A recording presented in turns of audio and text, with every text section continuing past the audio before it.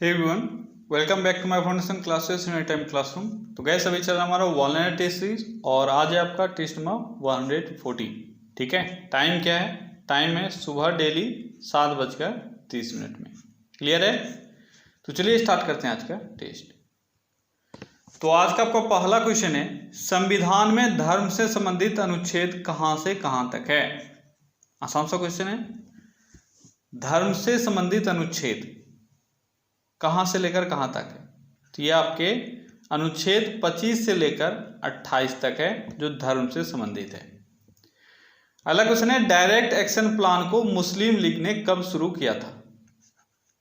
Direct action plan को मुस्लिम league ने कब शुरू किया था?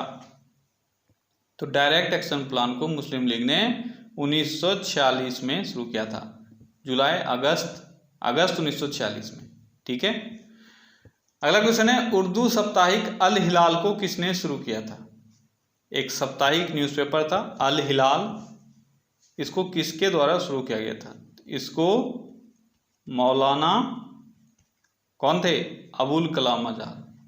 ठीक है, अबुल कलाम आज़ाद। ठीक है, अबुल और अब्दुल में आप लोग ध्यान रखा करो, नाम ऐसा डाल के कन्फ्यूज किया जाता है एग्जाम में। कई बार आपको अब्दुल कलाम आज़ाद डाल दिया जाएगा जो कि गलत हो जाता है। ठीक है, तो ये थे मौलाना अबुल कलाम आज़ाद। अगला क्वेश्चन है, चिली की राजधानी कहाँ थी? चिली की राजधानी कहाँ है? तो चिली की राजधानी है सेंटियागो। कहाँ है? सेंटियागो। ठीक है, सेंटियागो है चिली की राजधानी। अगला क्वेश्चन है, चिली के संसद का नाम क्या है? चिली के संसद का नाम क्या है? क्या है चिली के संसद का नाम? तो चिली के संसद का नाम है नेशनल कांग्रेस। क्या है? नेशनल कांग्रेस। अगला क्वेश्चन है, चिली की करेंसी क्या है? चिली में क्या चलता है? करेंसी वहां का क्या है? तो चिली की करेंसी है पेसो। ठीक है। अगला क्वेश्चन है, मैसूर राज्य का संस्थापक कौन था? मैसूर राज्य का स्थापना किसने किया था? तो मैसूर के संस्थापक हैं हैदर अली। ठीक है, कौन है? हैदर अली। इन्होंने मैसूर की स्थापना की है। क्लियर है? अगला क्वेश्चन है, उम्मेद शाही भवन कहाँ स्थित है? उम्मेद शाही भवन कहाँ स्थित है? उम्मेद शाही भवन कहाँ स्थित है? तो ये जोधपुर में स्थित है। कहाँ स्थित है?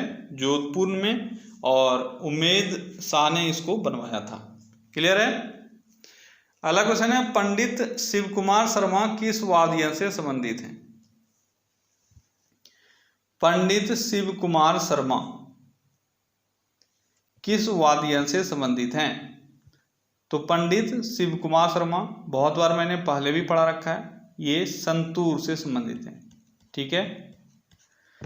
अगला क्वेश्चन है, किस अनुच्छेद के अनुसार राज्य के अधीन किसी पद पर नियोजन या नियुक्ति से संबंधित विषयों में सभी नागरिकों के लिए समान अवसर की समानता होगी या अवसर की समानता होगी?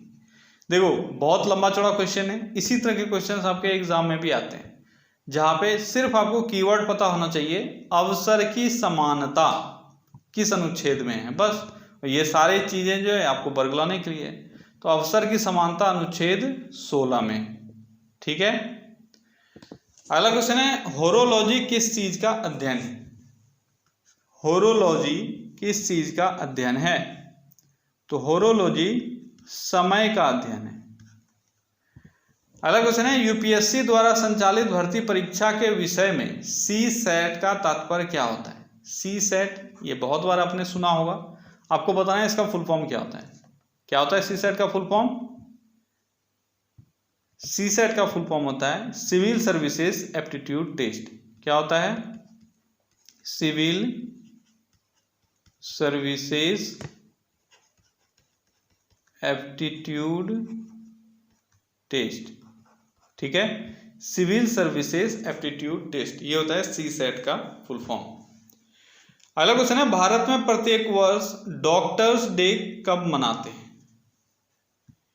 राष्ट्रीय डॉक्टर्स दिवस कब मनाते हैं? ये मनाते हैं 1 जुलाई को, ठीक, सॉरी 1 जुलाई को, ठीक है। अगला क्वेश्चन क्या है? अगला क्वेश्चन है, दो न्यूरॉन के बीच की जगह को क्या कहा जाता है? दो न्यूरॉन के बीच की जगह को क्या कहा जाता है? तो दो न्यूरॉन के बीच की जगह को साइनेप्स कहा जाता है। क्या कहा जाता है? साइनेप्स, ठीक है। अगला क्वेश्चन है, 1857 के आंदोलन के सरकारी इतिहासकार कौन थे? अब ये क्वेश्चन भी थोड़ा सा घुमा के आपको पूछा गया है, लेकिन आंसर वही है। आपने पढ़ा है बुक 1857, इसके लेखक कौन है? बस वही क्वेश्चन है। आंदोलन के सरकारी इतिहासकार और प्राइवेट इतिहासकार, ये सब सिर्फ आपको बरगलाने के लिए होता है। तो जिस तरह का क्वेश्चन पूछा गया, मैं कोशिश करता हूँ आपको उसी तरह का क्वेश्चन डालूं, ताकि आपके दिमाग में रहे कि इस तरह के भी क्वेश्चन पूछे जाते हैं। तो 1857 के इतिहासकार कौन है? एसएन सेन, ठीक है, एसएन सेन, ये मैंने आपको पढ़ा रखा है। क्लियर? अगला क्वेश्चन है, भारत की पहली मोनोरेल कहाँ प्रारंभ हुई थी? भारत की पहली मोनोरेल कहाँ प्रारंभ हुई थी? तो भारत की पहली मोनोरेल मुंबई में शुरू हुई। अगला क्वेश्चन है, विश्व स्वास्थ्य संगठन की स्थापना कब हुई थी? आसान सा क्वेश्चन है। विश्व स्वास्थ्य संगठन यानी WHO, इसकी स्थापना कब हुई थी? इसकी स्थापना 1948 में हुई थी। अगला क्वेश्चन है, किस द्वीप को जैविक स्वर्ग कहा जाता है? किस द्वीप को जैविक स्वर्ग यानी बायोलॉजिकल पैराडाइज किसको कहा जाता है?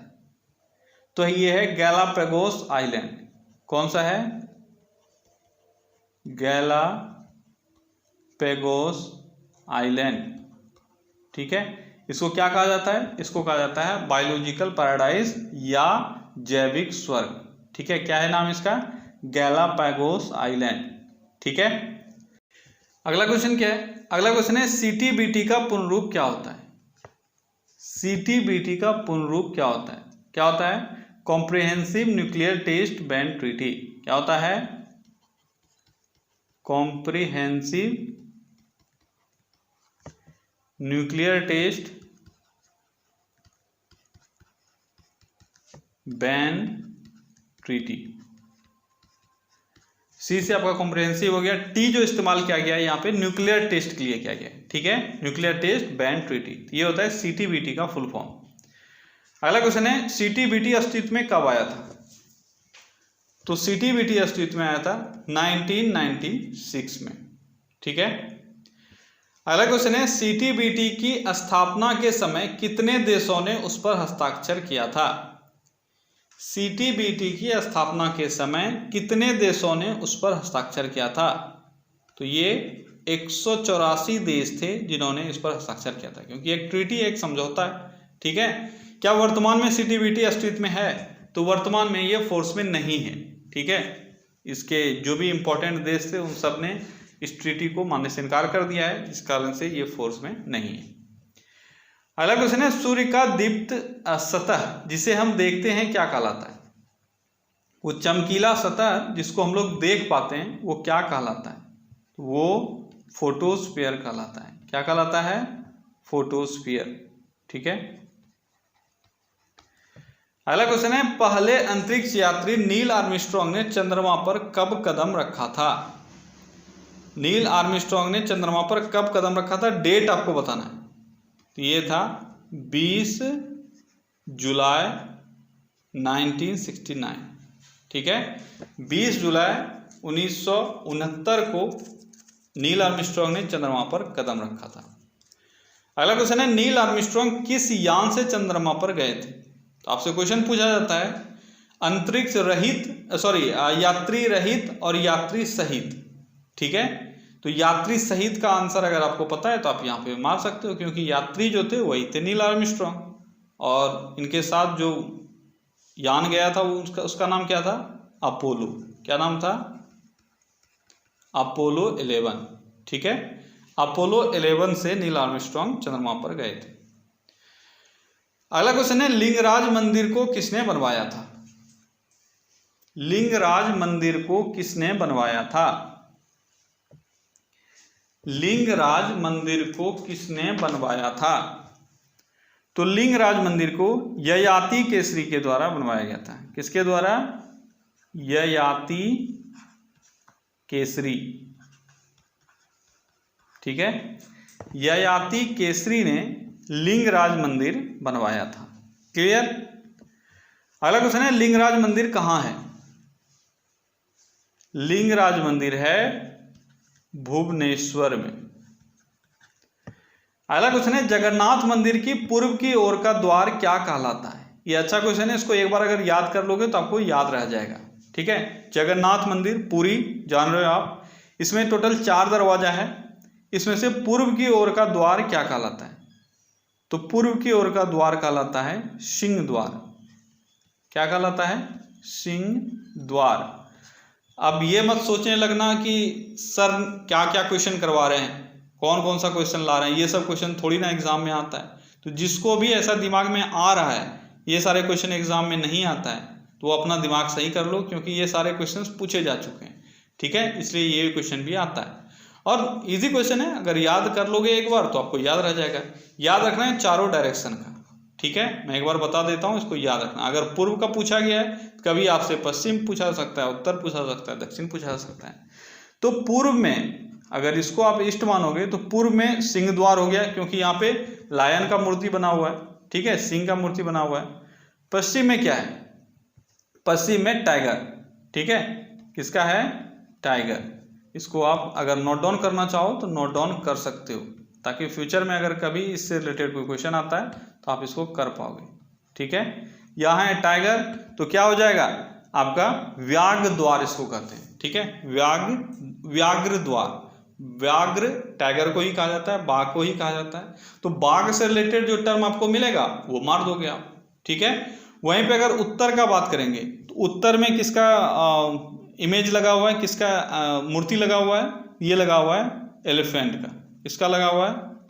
एलिफेंट का। एलिफेंट यानी हाथी। ठीक है, तो इसको हस्ती द्वार कहा जाता है। ठीक है, और वहीं पे अगर दक्षिण में आ जाएंगे तो दक्षिण में किसका है? दक्षिण में घोड़ा का। ठीक है, हॉर्स का। तो इसको क्या कहते हैं? इसको अश्व द्वार कहा जाता है। ठीक है, तो बस सारे जानवर के नाम पे ही है, और यहाँ पे हो गया आपका लायन। ठीक है, तो पूर्व में लायन, पश्चिम में टाइगर, नॉर्थ में एलिफेंट, साउथ में हॉर्स, इसी के नाम पर ये चारों द्वार हैं। क्लियर? अगला क्वेश्चन क्या है? अगला क्वेश्चन है, चिनूक कहाँ की बहने वाली हवा है? चिनूक हवा कहाँ की है? तो चिनूक हवा यूएसए की है। अगला क्वेश्चन है, प्लूटो को कब ग्रह की सूची से हटा दिया गया था? प्लूटो को ग्रह के सूची से कब हटा दिया गया था? तो प्लूटो को 2006 में ग्रह की सूची से हटा दिया गया था। अगला क्वेश्चन है, गति का प्रथम समीकरण क्या होता है? गति के टोटल 3 समीकरण, या कहीं कहीं 4 भी आपको मिलेगा, कहीं कहीं 5 भी मिलेगा, लेकिन बेसिक जो समीकरण है वह 3 समीकरण है मोशन का। ठीक है, 3 इक्वेशन है। उसमें से पहला इक्वेशन क्या है? दूसरा तीसरा भी मैं बताऊंगा, लेकिन अभी नहीं बताऊंगा। आप सभी याद करके रखना, मैं दूसरे दिन पूछ लूंगा। ठीक है, क्या होता है? v = u + at। तो बेसिक 3 समीकरण होता है, तीनों के तीनों आपको याद रखने हैं। ठीक है, साइन से यहाँ से पूछा जा सकता है। ठीक है, क्या होता है? पहला समीकरण क्या है? v = u + at। अगला क्वेश्चन है, विद्यासागर सेतु किस नदी पर बना है? विद्यासागर सेतु किस नदी पर बना है? तो विद्यासागर सेतु हुगली नदी पर बना है। अब ये तो बताना जरूरी नहीं है कहाँ है, क्योंकि हुगली नदी कहाँ बहती है? वेस्ट बंगाल में। अगला क्वेश्चन है, किस पेय को पेयों की रानी कहा जाता है? पेयों की रानी यानी क्वीन बिवरेजेस किसको कहा जाता है? किसको कहा जाता है? तो ये कहा जाता है किसको? कॉफी को। ठीक है, कॉफी को पेयों की रानी यानी क्वीन बिवरेजेस कहा जाता है। अगला क्वेश्चन है, प्रकाश की प्रकृति और गुण धर्मों का अध्ययन क्या कहलाता है? प्रकाश की प्रकृति और गुणधर्म के अध्ययन को क्या कहा जाता है? क्या कहा जाता है? ऑप्टिक्स। ठीक है, ऑप्टिक्स। अगला क्वेश्चन है, चुंबकीय अभिवाह या मैग्नेटिक फ्लक्स। देखो ये टर्म मैंने जानबूझ के यूज़ किया है, अगर हिंदी में आ गया, अगर आपने इंग्लिश में इसको ट्रांसलेट करके नहीं देखा तो आप फंस जाओगे, ठीक है। इसलिए आप ध्यान रखो, मैग्नेटिक फ्लक्स को ही चुंबकीय अभिवाह कहते हैं हिंदी में। तो इसका एसआई मात्रक क्या होता है? मैग्नेटिक फ्लक्स का एसआई मात्रक क्या होता है? तो एक तो है टेस्ला, ठीक है। अगर टेस्ला ऑप्शन में नहीं मिले तो आपका आंसर क्या होगा? और क्या मिल सकता है आपको? और मिल सकता है वेबर पर मीटर स्क्वायर। क्या मिल सकता है? वेबर पर मीटर स्क्वायर, ठीक है। याद रखना, इसका 2 यूनिट मैंने बताया। आप अगर एग्जाम में छोड़ के आओगे तो फिर मार खाओगे, टेस्ला या वेबर पर मीटर स्क्वायर, ठीक है। तो 2 इसका यूनिट आपको याद रखना है एसआई मात्रक के रूप में। अगला क्वेश्चन है, भारत के, कई बार ये भी पूछा जाता है टेस्ला बराबर कितना होता है। आपके ऑप्शन में इस तरह के 4 चीजें दी हुई रहेंगी, तो आपको वहां से मैच करना है। अगला क्वेश्चन क्या है, भारत के जहाज रानी निगम लिमिटेड का गठन कब हुआ था? जहाज रानी निगम लिमिटेड, इसका स्थापना कब हुआ था? तो जहाज रानी निगम लिमिटेड का स्थापना 1961 में हुआ था। अगला क्वेश्चन है, मनी प्लांट किस बैंक का एटीएम नेटवर्क है? मनी प्लांट किस बैंक का एटीएम नेटवर्क है? तो मनी प्लांट कर्नाटक बैंक का एटीएम नेटवर्क है, ठीक है। अगला क्वेश्चन है, भूतपूर्व प्रधानमंत्री राजीव गांधी की हत्या कब हुई थी? राजीव गांधी की हत्या कब हुई थी? तो राजीव गांधी की हत्या 21 मई 1991 को हुआ था। डेट भी आपको याद रखना है, कब? 21 मई। क्लियर है? अगला क्वेश्चन है, राष्ट्रपति भवन किस पहाड़ी पर बना हुआ है? राष्ट्रपति भवन किस पहाड़ी पर बना हुआ है? आसान सा क्वेश्चन है, यह है रायसीना पहाड़ी। कौन सा पहाड़ी है जिस पर अपना राष्ट्रपति भवन बना हुआ है भारत का? यह है रायसीना पहाड़ी या रायसीना हिल इसको कहा जाता है। अगला क्वेश्चन है, आजाद हिंद फौज की महिला रेजिमेंट किस नाम से जानी जाती थी? आजाद हिंद फौज की महिला रेजिमेंट किस नाम से जानी जाती थी? तो आजाद हिंद फौज की महिला रेजिमेंट को रानी रेजिमेंट के नाम से जानते थे, रानी रेजिमेंट, ठीक है।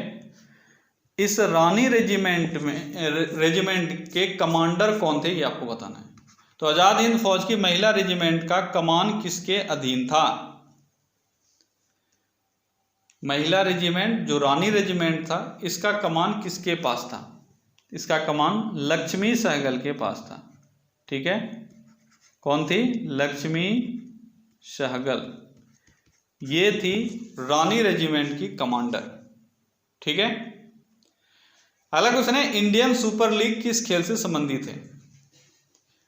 आप अगर बेवकूफ़ी करोगे, आंख मूंद के क्रिकेट मार के आगे बढ़ जाओगे तो फिर मार खाओगे, और मार भी ऐसा जो हड्डी टूट जाएगा।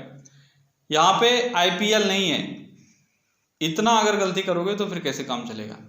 ये आईपीएल नहीं है, इंडियन सुपर लीग है, ठीक है, आईएसएल है।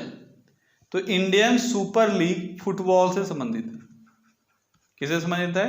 फुटबॉल से, ठीक है। अगला क्वेश्चन है, पूर्व का स्कॉटलैंड किसे कहा जाता है? पूर्व का स्कॉटलैंड किसको कहा जाता है?